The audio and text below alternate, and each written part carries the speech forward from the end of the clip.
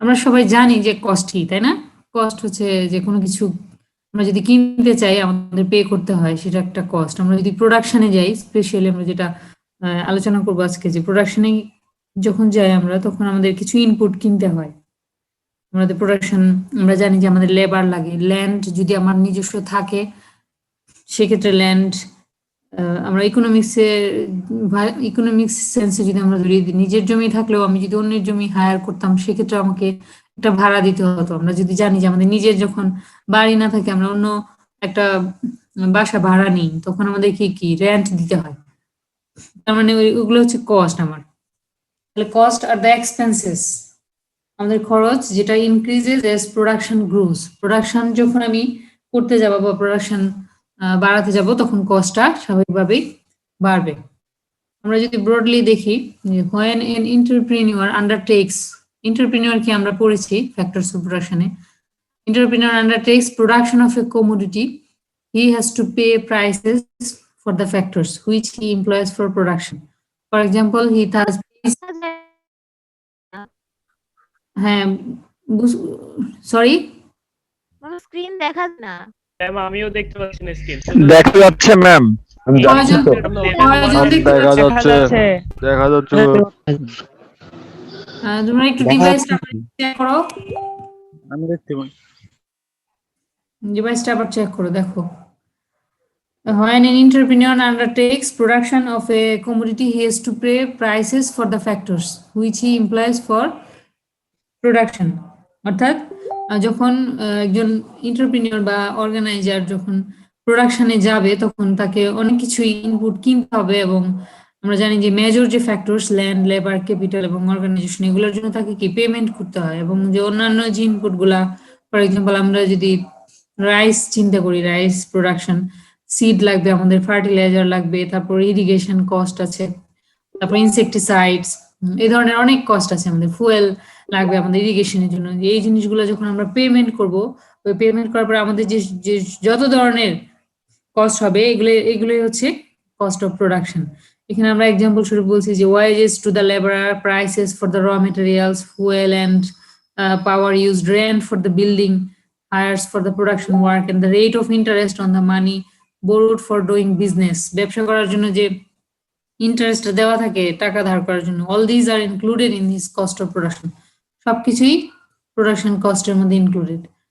এখন একটা জিনিস, একটা কস্ট হচ্ছে যে যেটা আমাদের জানতেই হবে, ইম্পর্টেন্ট একটা কস্ট কনসেপ্ট, প্রথমে যে অপরচুনিটি কস্ট কি। আমরা যদি দেখি যে concept of opportunity cost occupies a very important place in modern economic analysis. The opportunity cost of any good is the next best alternative good that is sacrificed. অর্থাৎ এখানে বলা হচ্ছে, দেখো যে a farmer who is producing wheat can also produce the potatoes with the same factors. Therefore, the opportunity cost of a quintal of wheat is the amount of output of potatoes given up. Opportunity cost অর্থাৎ বিকল্প খরচ। এখানে বুঝাচ্ছে যে একজন ফার্মারের একটা, for example land আমরা জানি লিমিটেড, যে একজনের থাউজেন্ড হেক্টর না, আমাদের দেশে তো খুবই স্মল ফার্মারদের, সবারই দেখা যায় যে less than 1 hectare, even 1 hectare তো দূরের কথা, 1 acre, less than 1 acre, small farmer যারা, মার্জিনাল ফার্মার, 0.10 ডেসিমাল, 50 ডেসিমাল এরকম। তো এখন দেখা যায় যে অপরচুনিটি কস্ট তাকে চিন্তা করতে হবে, কারণ তার জমি সীমিত, সে চিন্তা করে দেখবে যে তার জমিতে কি প্রডিউস করবে, রাইস, হুইট অর জুট, অথবা সিজন অনুযায়ী সে এই সিজনে কোনটা সে প্রডিউস করতে চায়, রাইসের মধ্যে কোন রাইসটা সে প্রডিউস করলে তার জন্য প্রফিটেবল হবে, বা অন্য কোনো ক্রপ করলে প্রফিটেবল হবে কিনা, সেটা চিন্তা করে একটা, যেহেতু তার জমিটা লিমিটেড, হয়তো সে একটা ক্রপ প্রডিউস। ম্যাম কথাগুলো কিছু বোঝা যাচ্ছে না, একটু আসতে বলেন। আমি বলতে চাচ্ছি যে একজন ফার্মার যখন তার জমিটা সীমিত, তখন সে অল্টারনেট খুঁজবে যে 2-3টা ক্রপের মধ্যে কোন ক্রপটা সে প্রডিউস করবে, এবং কোন ক্রপটা প্রডিউস করলে তার জন্য মোর প্রফিটেবল হবে। তো যখন সে 2টা ক্রপের মধ্যে একটা চয়েস করলো, আরেকটা ছেড়ে দিল, তার মানে সে কি করলো, তার অপরচুনিটি কস্ট ছিল ওইটা, কিন্তু যেটা সে প্রডিউস করছে এখন, সে মনে করছে যে এটাই বেস্ট, ওইটা প্রডিউস করার ফলে তার হয়তো প্রফিটটা বেশি হবে, কিন্তু ওইটা সে প্রডিউস। ম্যাম হ্যাঁ বলো, আরেকবার বলেন ম্যাম, অপরচুনিটি কস্ট কিছু বোঝা যায়নি। হ্যাঁ আমরা বলতেছি, এত অস্থির হওয়ার কিছু নেই, আমি বলতেছি আরো এক্সাম্পল দিব আমরা। ফর এক্সাম্পল তোমরা এখানে এগ্রি ইউনিভার্সিটিতে ভর্তি হয়েছো, তাই না? কেউ কেউ হয়তো 2-3 জায়গায় চান্স পেয়েছে, তাই না? এরকমও হতে পারে যে সে অন্য ইউনিভার্সিটিতেও চান্স পেয়েছে, তখন কি করবে সে আহ, একটা চুজ করলো যে এগ্রি ইউনিভার্সিটিতে সে পড়বে, তাহলে তাকে অন্যটা ছাড়তে হবে না? তাহলে সে যেটা ছাড়লো বেস্ট অল্টারনেটিভ, সে যেটা ছাড়লো সেটা হচ্ছে তার বেস্ট অল্টারনেটিভ। আমি যদি আরো বেশি এক্সাম্পল দেই, যে আমার কাছে উম, শহরে যাওয়ার 2-3টা রাস্তা আছে, যে আমি রিক্সায় যাব, আমি তারপরে আমি কি বাসে যেতে পারি ইউনিভার্সিটির, তারপরে আমি অটোতে যেতে পারি। এখন আমি কোনটাতে যাব, ওটা ডিপেন্ড করবে কিসের উপর, যে আমার কস্টের উপর, তাই না? যে আমার আমার কতটুকু অ্যাবিলিটি আছে ওটা পে করার। তাহলে আমি আমার এবিলিটির মধ্যে হয়তো আমি অটোতেও যেতে পারি, রিক্সাতেও যেতে পারি। অটো রিক্সার মধ্যে আমি একটা চয়েস করব, যেটা ছাড়বো সেটা হচ্ছে ওটার বেস্ট অল্টারনেটিভ। আমি যদি প্রোডাকশনে আবার আসি, যে আমি বলতেছি যে ফার্মার 2টা ক্রপ চয়েস করলো তার জমিতে, তার জমি সীমিত, তখন সে 2টা একসাথে প্রডিউস করতে পারছে না যেহেতু তার জমিটা লিমিটেড। অথবা আমরা যদি আরো এক্সাম্পল বলি, তার জমি আরো বেশি, সে 5টা প্রডিউস করতে চায়, সে পারছে না, সে 3টা প্রডিউস করতেছে। তাহলে 2টা ক্রপ সে প্রোডাকশন থেকে বাদ দিচ্ছে, যে ওই 2টা আমি করতে পারছি না। কোন 3টা করবে? যে 3টা থেকে সে রিটার্নটা বেশি পাচ্ছে। তাহলে ওই যে আমি ছেড়ে দিলাম, স্যাক্রিফাইস করলাম, এটা হচ্ছে ওইটার অল্টারনেটিভ। আমি খুঁজে নিচ্ছি অপরচুনিটি কস্ট, বিকল্প খরচ বলে, যে opportunity cost of any good is the next best alternative good that is sacrificed. For example আমি যদি আরেকটা এক্সাম্পল দিই, যে তোমার আব্বু আম্মু তোমাকে পড়াশোনা করাচ্ছে, তার জন্য একটা কস্ট হচ্ছে, সে কিন্তু পড়াশোনা যদি না করে তো কস্টটা স্টপ হয়ে যেত। তাহলে মনে করছে যে পড়াশোনাটা হচ্ছে একটা বেস্ট তার জন্য, তাহলে সেই কস্টটাকে স্যাক্রিফাইস করলো, এটা হচ্ছে নেক্সট বেস্ট অল্টারনেটিভ। আমরা আরো আসবো পরে যখন আরো ক্লিয়ার হবে। এখন আমরা আরেকটা কনসেপ্ট আছি, শর্ট রান এবং long run. Short run long run already আমরা কিন্তু বলেছি ফ্যাক্ট, যে ল অফ ডিমিনিশিং রিটার্ন পড়ানোর আগে। তারপরও আমি একটু রিমাইন্ডার দিচ্ছি যে শর্ট রানটা কি। শর্ট রানটা হচ্ছে আমরা বলেছিলাম যে একটা পিরিয়ড অফ টাইম যেখানে আমরা ভেরিয়েবল ফ্যাক্টর গুলাকে চেঞ্জ করতে পারি। আমরা যদি প্রোডাকশন চেঞ্জ করতে চাই, আমরা ফিক্সড ফ্যাক্টর চেঞ্জ করতে পারবো না। আর লং রানটা হচ্ছে একটা পিরিয়ড অফ টাইম যেখানে আমরা সব ধরনের ভেরিয়েবল অ্যাডজাস্ট করতে পারি, সব কিছুই ভেরিয়েবল, নট ফিক্সড, কোনো কিছুই ফিক্সড না, আমরা সেটা বলেছিলাম। এবং এটার উপর ভিত্তি করে আমাদের কস্ট গুলাও কিন্তু, কস্টের ডেফিনেশন গুলাও আসবে। আমরা যে কস্ট কনসেপ্ট শুরু করছি সেটা হচ্ছে যে প্রথমে শুরু করছি যে শর্ট রান। আমরা তোমাদের যেটা সিলেবাস আছে মেইনলি শর্ট রান কস্ট গুলাই, cost concept, short run cost. তার মধ্যে আমরা পড়বো ফিক্সড এবং ভেরিয়েবল কস্ট। আমরা অলরেডি বলেছি যে ইনপুট, শর্ট রান একটা পিরিয়ড যেখানে আমরা ফিক্সড ইনপুট গুলাকে চেঞ্জ করতে পারি না। আমরা ফিক্সড ইনপুট এক্সাম্পলও দিয়েছিলাম আগের ক্লাসগুলোতে, যে কি ফিক্সড ইনপুট কি, আমাদের যদি পার্মানেন্ট লেবার নেই, তারপর আমরা বিল্ডিং মেশিনারি অনেক বড় কনস্ট্রাকশন করে থাকি, সেগুলো হচ্ছে আমাদের ফিক্সড ইনপুট। এবং ফিক্সড ইনপুট গুলা ইউজ করতে যে আমাদের যে খরচ হয় সেগুলো হচ্ছে আমাদের ফিক্সড কস্ট। এবং ভেরিয়েবল ইনপুট গুলাকে আমরা সেটাও বলেছিলাম যে আমরা হায়ার লেবার নিব, সিড ফার্টিলাইজার ইউজ করব, আমরা যে কোনো জিনিস একটা ইউজ করলাম, সেই যেগুলো আমাদের ইলেকট্রিসিটি বিল, তারপর যে ইরিগেশন চার্জ, যেগুলো হচ্ছে আমাদের ভেরিয়েবল কস্ট, আমরা এগুলা চেঞ্জ করতে পারি, বাড়াতে পারি, কমাতে পারি, ফার্টিলাইজার, সিড অ্যামাউন্ট, এগুলো হচ্ছে এই ইনপুট গুলা কিনতে আমাদের যে খরচটা হবে সেটা হচ্ছে আমাদের ভেরিয়েবল কস্ট।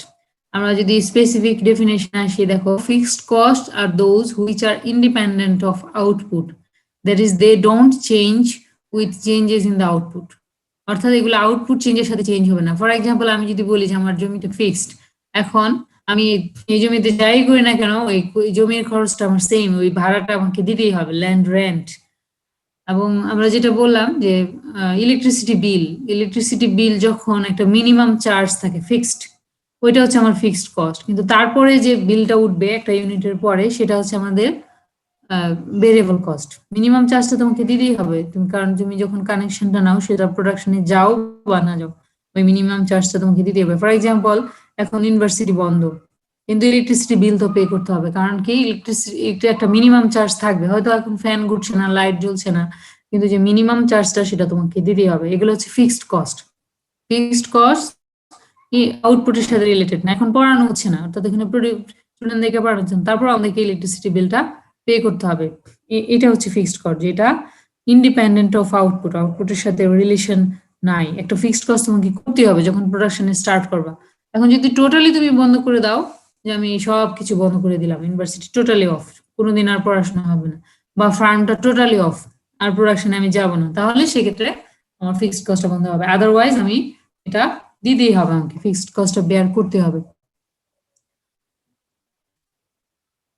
তারপর দেখো এখানে, even if the farm clauses down for some time in the short run but remains in business, this cost have to B born. আমি যেটা অলরেডি বললাম যে আমরা অল্প সময়ের জন্য কিন্তু এখন আমি পড়াশোনা চালাচ্ছি না ইউনিভার্সিটিতে, কিন্তু আমাকে বিলগুলা পেমেন্ট করতে হচ্ছে। একইভাবে আমরা যদি ফার্মের এক্সাম্পল দিয়ে থাকি, যে শর্ট রানে আমাদের ফার্ম যখন চালু বন্ধ করতে পারছি না, হয়তো বা চিন্তা করতে হবে যে লং টার্মে আমি বন্ধ করবো, তাহলে আমাকে ওই বিজনেসে আছি স্টিল নাও, তাহলে আমাকে কস্ট গুলা বেয়ার করতে হবে। যে ফিক্সড কস্ট গুলো আমাকে, যে পার্মানেন্ট যদি আমি ম্যানেজার নিয়োগ দেই আমার ফার্মে, আমি লেবার নিয়োগ দিই, তাদের বেতন আমাকে দিয়েই যেতে হবে, আমি প্রোডাকশন চালাই বা না চালাই। ফিক্সড কস্টের ডেফিনিশন আশা করি আমরা বুঝতে পারছি। তারপর আবার দেখো এখানে এক্সাম্পল বলা হচ্ছে যে fixed cost are also known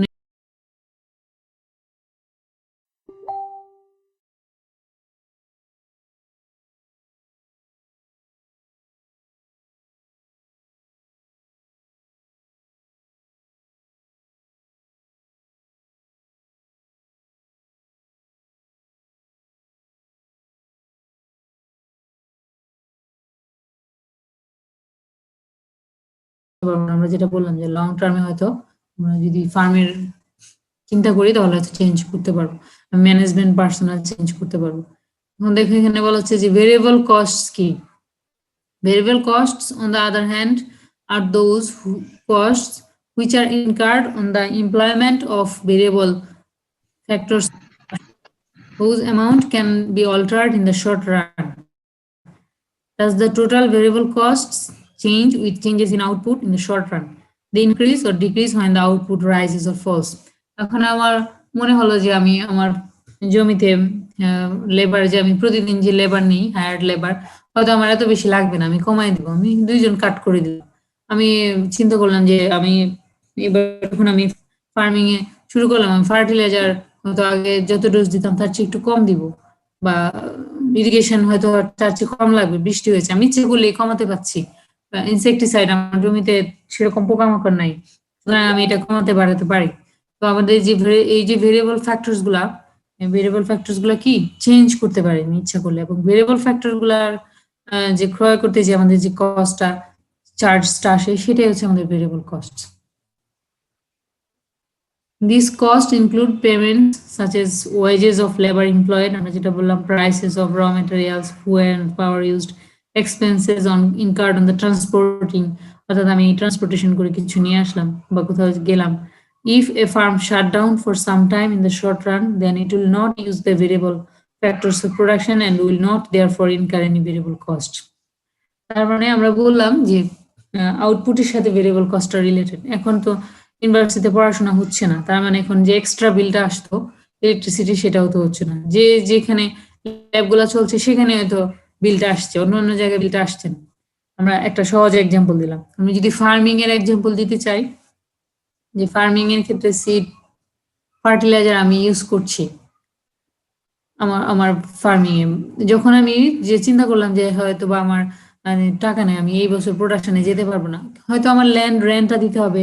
আমি যদি কমার্শিয়াল ফার্ম চিন্তা করি, তাহলে আমার যে ম্যানেজারের বেতনটা দিতে হবে, কিন্তু আমার যে সিড ফার্টিলাইজার লাগতো, বা আমি যদি পোল্ট্রি ফার্ম করে থাকি, আমি পোল্ট্রি বার্ড গুলা কিনতাম, তাদের যে খাবার গুলা কিনতাম, ফিড, এগুলা হয়তো আমার লাগছে না। কারণ কি, যে আমি চিন্তা করলাম যে আমি এই একটা সিজনে বা একটা সার্কেলে আমি প্রোডাকশনটা স্টপ রাখবো, তাহলে সেক্ষেত্রে আমি স্টপ করতে পারি আমার শর্ট রানটা। কিন্তু আমি যেটা বললাম যে আমাদের যে ফিক্সড কস্ট গুলো, সেগুলো বেয়ার করতেই হবে শর্ট রানে। লং রানে হয়তো আমি ইচ্ছা করলে আমি চেঞ্জ করতেও পারি।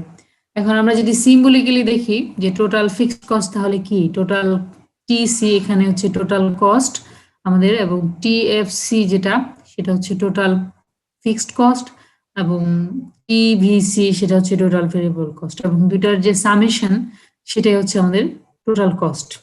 TC stands for total cost, TFC for total fixed cost, and TVC for total variable cost. এবং total fixed cost এবং total variable cost এই দুইটার সামেশন হচ্ছে total cost.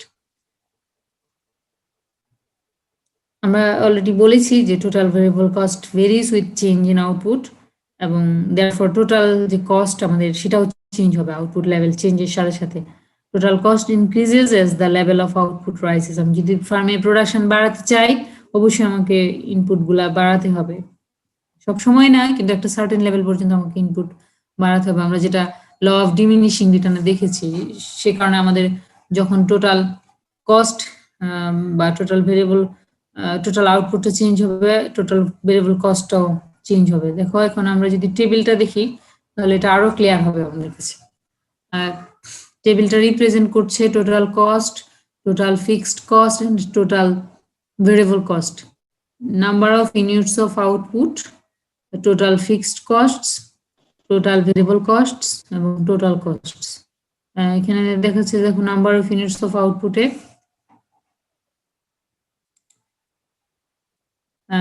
Number of units of output 0 যখন আমাদের total fixed cost 50, total variable cost 0, total cost 50। আমরা বললাম যে আমাদের যখন আউটপুট 0 তখনও কিন্তু আমাদের ফিক্সড কস্ট গুলা করতে হবে, আমাকে জমি ভাড়া নিতে হবে, আমাকে বিল্ডিং হায়ার করতে হবে, পার্মানেন্ট যে লেবার নিতে হবে, আমাকে যে ইলেকট্রিসিটি কানেকশন দিতে হবে যদি সেটা পোল্ট্রি ফার্ম হয়। ইভেন আমরা এখন দেখি যে রাইস ফিল্ডের ক্ষেত্রে ইলেকট্রিসিটি লাগে যখন আমরা ইরিগেশন দিয়ে থাকি। তাহলে আমাদের এই যে ফিক্সড কস্ট সেটা কিন্তু থাকবেই যখন আউটপুট 0। যখন আমাদের আউটপুট স্টার্ট হলো, ইউনিটস বললাম আমরা, ইউনিটস বলছি এখানে কেজি হতে পারে, কুইন্টাল বা হেক্টর, হেক্টর পার হেক্টরে যতটুকু হতে পারে ইউনিট দিলাম সহজে বোঝার জন্য। 1 ইউনিট যখন আউটপুট তখন দেখো আমাদের total fixed cost 50, total variable cost 20, total cost হচ্ছে 70। আর যখন ইউনিট 2 আউটপুট তখন total fixed cost 50, total variable cost 35, total cost 85। যখন ইউনিট 3 50, টোটাল ভেরিয়েবল কস্ট 60, 110। তুমি এখন দেখো 0 থেকে 8 পর্যন্ত আমাদের ইউনিটস এখানে দেখাচ্ছে একটা হাইপোথেটিক্যাল এক্সাম্পল, সেখানে আমাদের total fixed cost all over the same সকল ইউনিটের ক্ষেত্রে, অর্থাৎ ইন্ডিপেন্ডেন্ট অফ আউটপুট। কারণ এখানে বারবার আমাকে ইলেকট্রিসিটি কানেকশন দিতে হবে না, বারবার বিল্ডিং করতে হবে না, বারবার ল্যান্ড রেন্ট দিতে হবে না, কারণ আমি এটা অলরেডি করে ফেলেছি। এখন আমাদের যেটা করতে হবে যে ভেরিয়েবল কস্টটাকে চেঞ্জ করতে হবে। যখন আমি আউটপুট বাড়াতে চাই আমার জমিতে বা জমির এরিয়াতে, আমি আরো বেশি ফসল করতে চাই, তখনই আমাকে লেবার বাড়াতে হবে, সিড বেশি দিতে হবে, ফার্টিলাইজার বেশি দিতে হবে, ইরিগেশন বেশি দিতে হবে, যে কারণে আমার কস্ট গুলা বেড়ে আসবে। মেইনটেনেন্স কস্ট, উইডিং, ইন্টারকালচার অপারেশন করতে হবে, তখন আমার ভেরিয়েবল কস্টটা বাড়তে থাকবে। এই ঠিক একই কারণে দেখো 20, 2 ইউনিটে ভেরিয়েবল কস্ট 35, 3 ইউনিটে 60, 4 ইউনিটে 100, 5 ইউনিটে 145, 190 এবং মঞ্জুরুল হাসান 70 মিউট করো তো।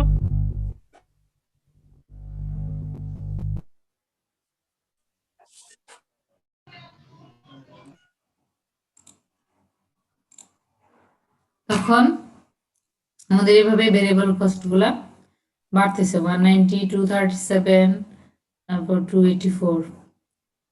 এখন আবার দেখো টোটাল কস্ট হচ্ছে জাস্ট সামেশন দুইটার, টোটাল ফিক্সড কস্ট এবং টোটাল ভেরিয়েবল কস্ট, ওই দুইটার সামেশন করলে পার্টিকুলার রোতে আমাদের টোটাল কস্টটা চলে আসছে।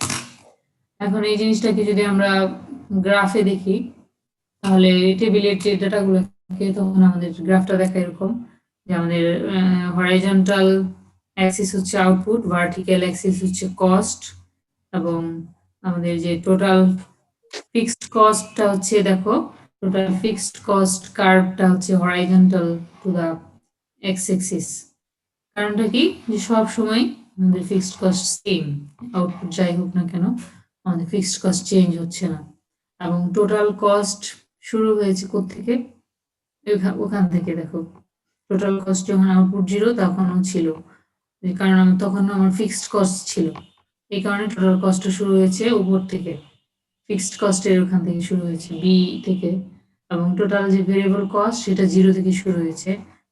যখন আউটপুট 0, ভেরিয়েবল কস্ট 0, এবং যখন আউটপুট বাড়তে থাকলো টোটাল ভেরিয়েবল কস্ট বাড়তে থাকলো, বাড়তে বাড়তে হয়তো ভেরিয়েবল কস্টটা বাড়তেছে, উপরের দিকে যাচ্ছে, কারণ আমরা বলেছি যে ভেরিয়েবল কস্ট বাড়বে যখন আমরা আউটপুট বাড়াবো। যেহেতু ভেরিয়েবল কস্ট বাড়ছে সেই কারণে আমাদের টোটাল কস্টটা বাড়ছে।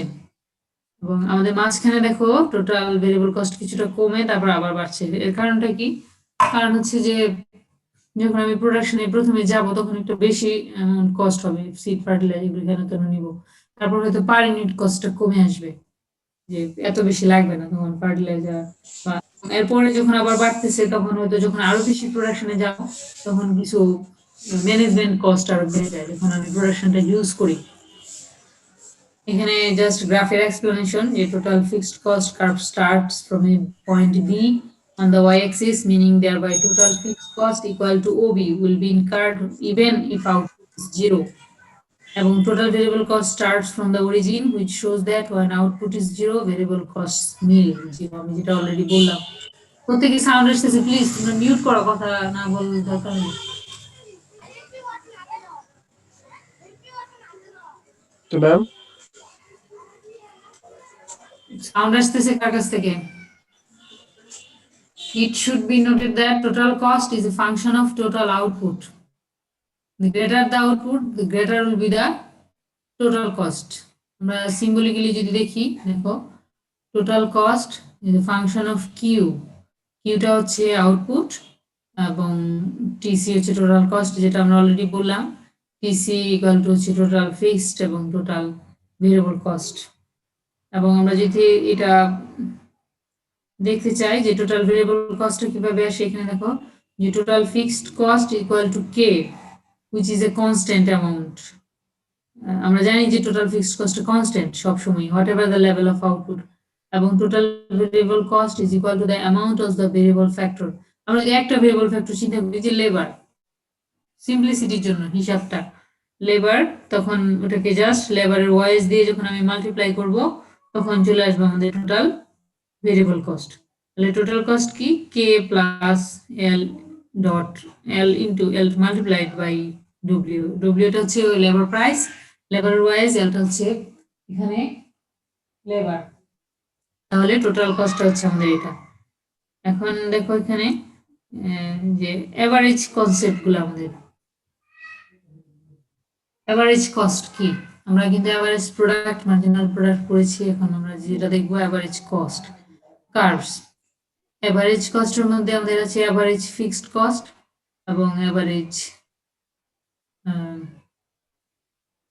ভেরিয়েবল কস্ট, তারপর আমরা মার্জিনাল কস্ট। তো এখানে এভারেজ ফিক্সড কস্টটা কি? দেখো average fixed cost is the total fixed cost divided by the number of units of output produced.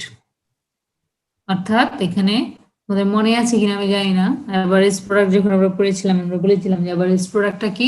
Total product divided by number of input used, এখানে হচ্ছে number of output produced, অর্থাৎ total fixed cost by output, কত ইউনিটের জন্য কতটুকু খরচ হচ্ছে সেটা হচ্ছে আমার এভারেজ ফিক্সড কস্ট। এএফসিটা হচ্ছে এখানে এভারেজ ফিক্সড কস্ট, আর টিএফসিটা হচ্ছে টোটাল ফিক্সড কস্ট, এবং কিউটা হচ্ছে আমাদের number of units of output produced.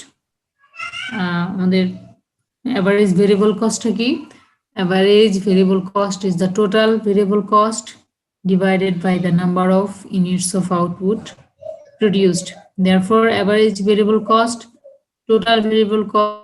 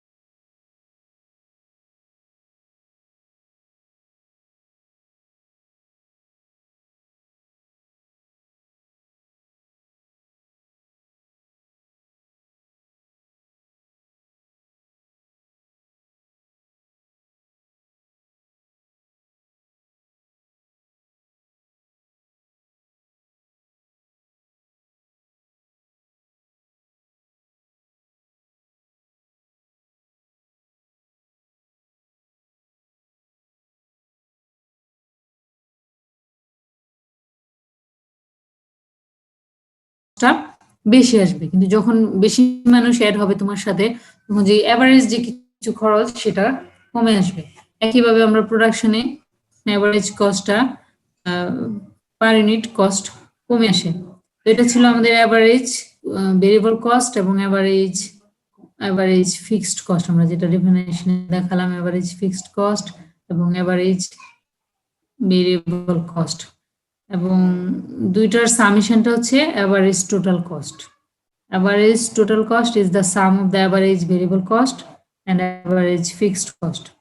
Therefore, as output increases and average cost becomes smaller and smaller, the vertical distance between the average total cost and average variable cost curve goes on declining. আমরা কার্ভটা দেখবো, আমরা আগে definition গুলো পড়ে নিই, তারপর কার্ভটা দেখবো। Average total cost আমরা বললাম যে সামেশন করে পেতে পারি, অ্যাভারেজ ভেরিয়েবল কস্ট এবং অ্যাভারেজ ফিক্সড কস্ট এই দুইটার সামেশনও পেতে পারি।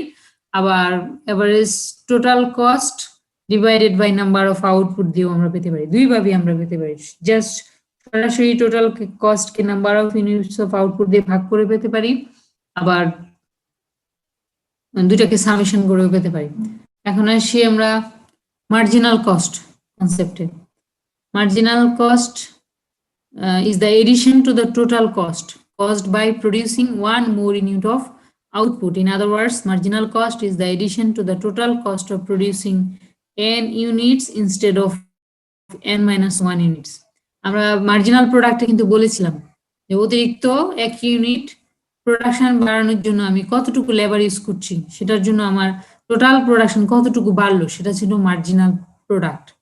এখন মার্জিনাল কস্টটা কি, যে আমি অতিরিক্ত প্রোডাকশন যখন করতে যাচ্ছি আমি অতিরিক্ত লেবার লাগবে আমার, তাহলে আমি যে অতিরিক্ত লেবারটা নিচ্ছি সেটা নেওয়ার ফলে আমার টোটাল কস্টে কতটুকু বাড়তেছে, কতটুকু অ্যাড হচ্ছে, সেটা হচ্ছে আমার মার্জিনাল কস্ট। আমি যদি এক্সাম্পল বলি যে এক ইউনিট প্রোডাকশনের জন্য আমার টোটাল কস্ট ছিল 100 টাকা, তাহলে 2 ইউনিটস প্রোডাকশনের জন্য যখন লেবার আমি একজন বাড়ালাম বা সিড একটু বাড়ালাম তখন আমার কত বাড়লো, পরে লেবার একজন বাড়ালাম, তাহলে প্রোডাকশন বাড়লো 100, কস্ট বাড়লো 100 থেকে 400, তখন ওই যে 100 টু 400 মাইনাস 300 হচ্ছে আমার মার্জিনাল কস্ট। আমরা টেবিলটা দেখবো তখন ক্লিয়ার হবে। আমরা এখন ডেফিনিশন থেকে টেবিলে যাচ্ছি। টেবিলের প্রথম 3টা কলাম অলরেডি আমরা এক্সপ্লেন করেছি, total fixed cost, total variable cost এবং টোটাল কস্ট। এখন আমরা যে 3টা কনসেপ্ট পড়লাম এতক্ষণ সেটা হচ্ছে average fixed cost, average variable cost এবং অ্যাভারেজ টোটাল কস্ট এবং মার্জিনাল কস্ট। এখানে মার্জিনাল কস্ট আর নেই এই টেবিলে, আমি 3টা কস্ট এক্সপ্লেন করার পরে মার্জিনাল কস্ট আবার যাচ্ছি। তো অ্যাভারেজ ফিক্সড কস্ট আমরা যেটা দেখলাম ডেফিনেশনে, যে অ্যাভারেজ ফিক্সড কস্ট কি ছিল, total fixed cost divided by number of units of output produced. দেখো এখানে টোটাল ফিক্সড কস্ট হচ্ছে 50, 0 ইউনিটে, এগুলো হচ্ছে কলাম নাম্বার 1 2 3 4 5 6 7, এবং এখানে 0 হচ্ছে 50 টোটাল ফিক্সড কস্ট। ওই 50কে আমি ভাগ দিলাম 1 দিয়ে, তারপর হচ্ছে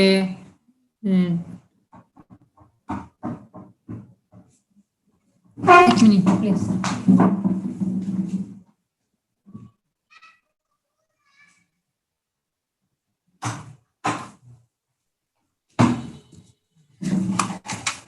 তারপর হচ্ছে 1 ইউনিটে total fixed cost, average fixed cost. তাহলে দেখো এখানে 0 যখন, তখন 0, 1 ইউনিটে হচ্ছে 50, 2 ইউনিটে হচ্ছে 25, 3 ইউনিটে হচ্ছে 60। এভারেজ ফিক্সড কস্ট কিন্তু কমে আসতেছে পার ইউনিট, কারণ যেহেতু ফিক্সড কস্ট সবসময় 50, সুতরাং এভারেজ ফিক্সড কস্ট সব কমে আসবে স্বাভাবিকভাবে। যখন ইউনিটস বাড়বে, আমরা যেটা বললাম যে ইউনিট যখন বাড়বে তখন কস্ট কমে আসে, এভারেজ কস্ট 50 যখন সব সময় যখন, তখন তুমি বেশি আউটপুট প্রডিউস করবা, এভারেজ ফিক্সড কস্টটা কমে আসবে। এই কারণে এভারেজ ফিক্সড কস্টটা কমতেছে। যত এখানে ইউনিট 1 এর পর 0 কেন হয়েছে? কোথায় 1 এ 0 বলো? যে 1 0 তারপর আবার 1, মানে এরকম কি? না, আমি প্রথমে বললাম যে ওইটা হচ্ছে কলাম নাম্বার 1 2 3 4 5 6 7, ওই কলাম নাম্বার আমাদের শুরু হয়েছে 0 থেকে। ম্যাম ইনপুট প্রথমে আমরা আউটপুট পাইলাম 0, হ্যাঁ, ওইখানে ফিক্সড কস্ট 50 ছিল, টোটাল কস্ট 0 আর total variable cost 0, total cost 0, আর টোটাল কস্ট সরি 50, আর এভারেজ ফিক্সড কস্ট এখানে তো 50 কে 0 দিয়ে ভাগ করে ইনফিনিটি আসে, কিন্তু এখানে 0 কেন? ওটা জাস্ট জিরো দিলাম আর কি, আমরা সবকিছুতে জিরো দিলাম, ইনফিনিটি লেখার দরকার নেই, জিরো লিখলাম আর কি, কস্ট জিরো, এটা জিরো হবে। Okay. তারপর দেখো 1 ইউনিট যখন আমরা এটা 2 ইউনিট আমরা ভাগ করলাম তখন এভারেজ ফিক্সড কস্টটা কমতেছে, দেখো শেষ পর্যন্ত কমে আসছে। এখন এভারেজ ভেরিয়েবল কস্টে আসি, যেহেতু আমরা জানি যে আউটপুট বাড়ার সাথে সাথে ভেরিয়েবল কস্ট বাড়বে 20, 35, 60, 100 এরকম। তো এটাকে আমরা যখন আউটপুট দিয়ে ভাগ দিব তখন এভারেজ ভেরিয়েবল কস্টটাও প্রথমে কমবে তারপর বাড়বে। কমার তুমি দেখো টোটাল ভেরিয়েবল কস্ট বাড়তেছে কিন্তু এভারেজ ভেরিয়েবল কস্ট দেখো এই যে দেখুন কমতেছে, দেখো 220 থেকে কত 17, তারপর 20, 25, 29, 31, 33, 35 আবার কমতেছে আবার বাড়তেছে। এর কারণটা আমরা বললাম যে হয়তো প্রোডাকশনে যখন আমি প্রথমে কস্ট ইউজ করব তখন প্রোডাকশনটা খুব বেশি হারে বাড়ে, আমরা যেটা ল অফ ডিমিনিশিং রিটার্নে দেখলাম, তখন আমাদের এভারেজ কস্ট কমে আসে। পরে আবার যখন আমি চাই যে আরো বেশি প্রোডাকশন বাড়াবো তখন হয়তো আমার কস্টও বাড়বে। আমরা সেটা বলেছিলাম যে আমাদের কস্টটা তখন চিন্তা করব যে মার্জিনাল কস্ট এবং মার্জিনাল রিটার্ন যদি সমান হয় সেক্ষেত্রে।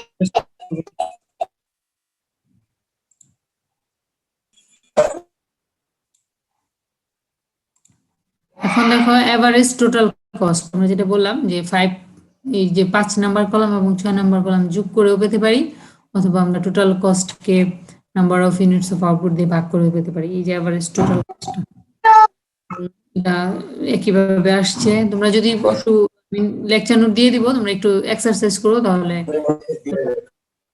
এখন আমরা আসি মার্জিনাল কস্টে। আমরা মার্জিনাল কস্টের ডেফিনিশন,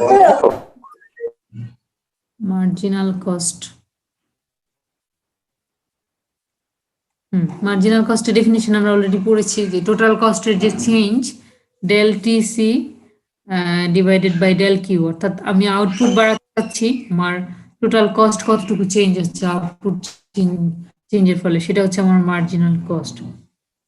এখন দেখো এখানে আমরা যদি দেখি এই টেবিলটা মার্জিনাল কস্টের, যে marginal cost, competition of marginal cost, output 0, আমরা যদি টোটাল কস্ট 100 ধরি, মার্জিনাল কস্ট দেখো আমাদের যে সূত্রটা MC del TC del Q, এখানে 1 যখন unit of output, total cost 125, marginal cost তাহলে এখানে 125 মাইনাস হচ্ছে 100 তাহলে 25। একইভাবে 2 যখন 145 মাইনাস 125, অর্থাৎ যখন আমি আউটপুট বাড়াচ্ছি আমার টোটাল কস্ট বাড়তেছে। টোটাল কস্ট বাড়ার কারণটা আমি বলেছি যে আমাদের ভেরিয়েবল কস্ট যেহেতু বাড়বে সুতরাং টোটাল কস্ট বাড়বে, সুতরাং টোটাল কস্ট বাড়ছে এবং 4 ইউনিটে 180, তাহলে আমাদের 4 ইউনিটে মার্জিনাল কস্ট 20, কারণ আগে ছিল 160, 160 থেকে 180 এসছে, 180 মাইনাস 160। একইভাবে দেখো fixed cost marginal variable cost হতে পারে। বলো। মার্জিনাল ফিক্সড কস্ট কিংবা মার্জিনাল ভেরিয়েবল কস্ট এটা হতে পারে না? ওইভাবে আমরা বলি না, কারণ হচ্ছে আমরা মার্জিনাল কস্টটা চিন্তা করি টোটাল কস্ট হিসেবে। দেখো টোটাল কস্ট হতে পারে মানে ওটা এভারেজ ফিক্সড কস্ট, আমরা তো চিন্তা করব যে টোটাল কস্টটা কতটুকু চেঞ্জ হচ্ছে আমাদের, কারণ হচ্ছে কি আমাদের ফিক্সড কস্ট কিন্তু অলওয়েজ চেঞ্জ, ওখানে মার্জিনাল কি আসবে, ওখানে fixed cost fixed cost fixed, variable কস্টটা শুধু চেঞ্জ হয়। এই কারণে আমরা দুইটা কস্টকে অ্যাড করে আমরা টোটাল কস্ট নিচ্ছি, এই কারণে মার্জিনাল কস্টটা শুধু টোটাল কস্টের উপর বেস করে করতেছি। এখন মার্জিনাল কস্ট দেখো del TC divided by Q, আমরা যেটা বললাম যে চেঞ্জটা এখানে লাস্ট 7 ইউনিট দেখো 273 হচ্ছে আমাদের টোটাল কস্ট এবং 236 ছিল আগের ইউনিটে, সুতরাং এই 273 মাইনাস 236 এটা হচ্ছে মার্জিনাল কস্টও কিন্তু বাড়তেছে, যেহেতু ভেরিয়েবল কস্ট বাড়বে এবং তখন মার্জিনাল কস্টও বাড়বে, ভেরিয়েবল কস্ট যদি কমে মার্জিনাল কস্টও কমে আসবে একইভাবে। তো এগুলো হচ্ছে আমাদের ডিফারেন্ট যে কস্ট কনসেপ্টস গুলা। আমরা কি আজকে আরো পড়াবো নাকি বুঝতে সমস্যা হবে? ম্যাম থাক আজকে।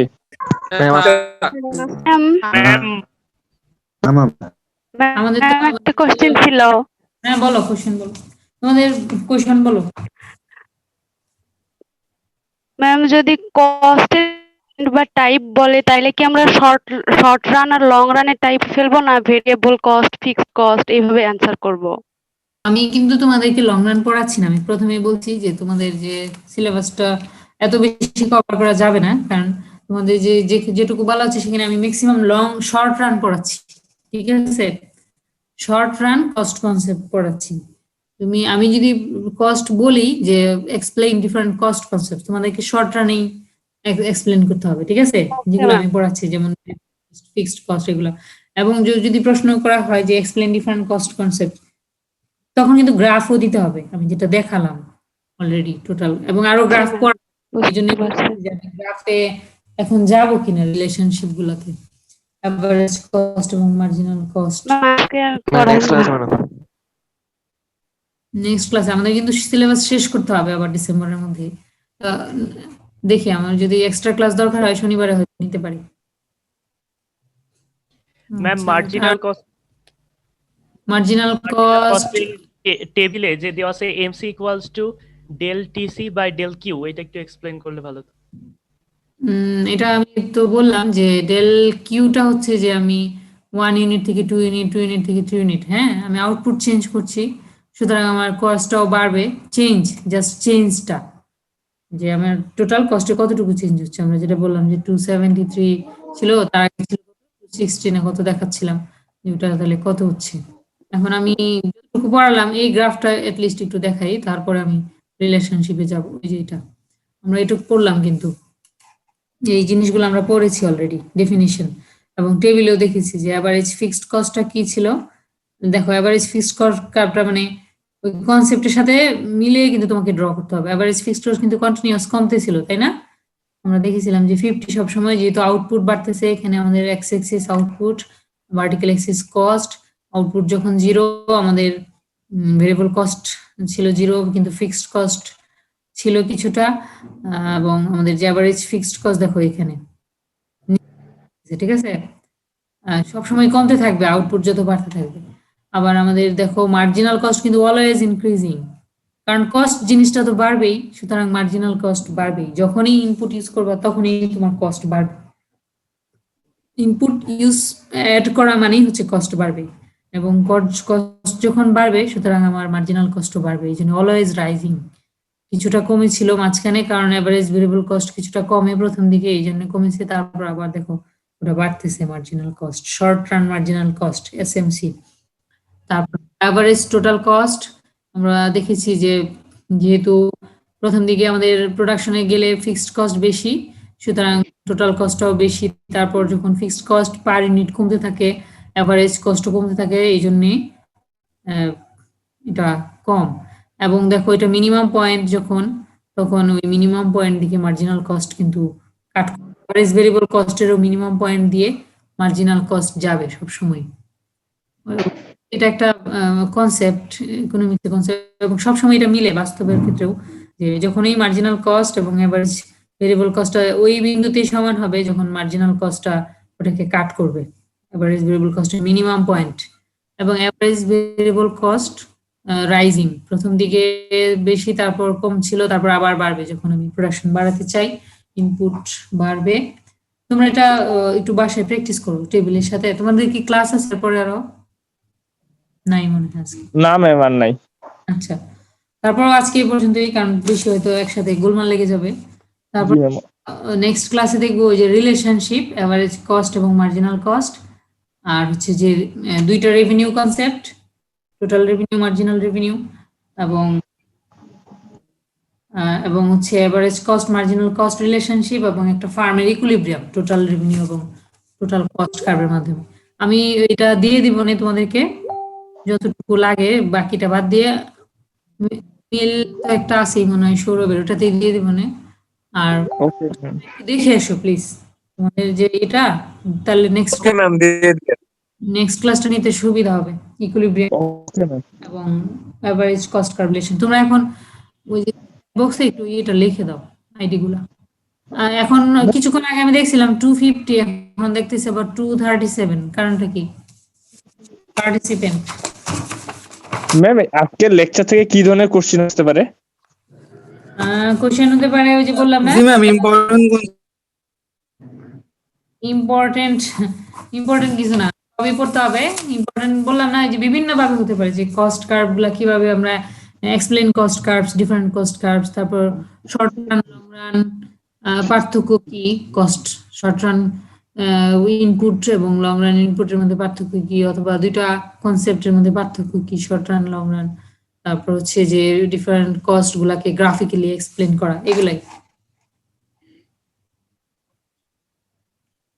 ধন্যবাদ ম্যাম। তোমরা আইডি গুলো একটু লিখে দাও চ্যাট বক্সে।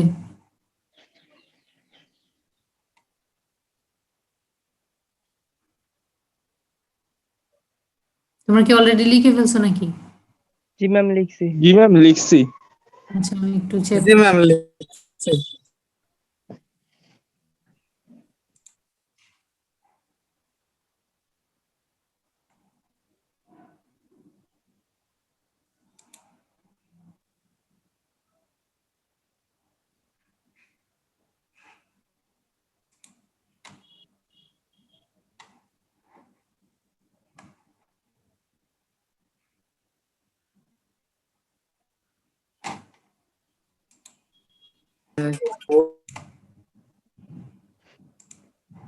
তোমাদের যাদের লেখা হয়ে গেছে আইডি, ইচ্ছে করলে তোমরা লিভ নিতে পারো, আমি একটু এখানে করবো। আসসালামু আলাইকুম ম্যাম। ওয়ালাইকুম আসসালাম।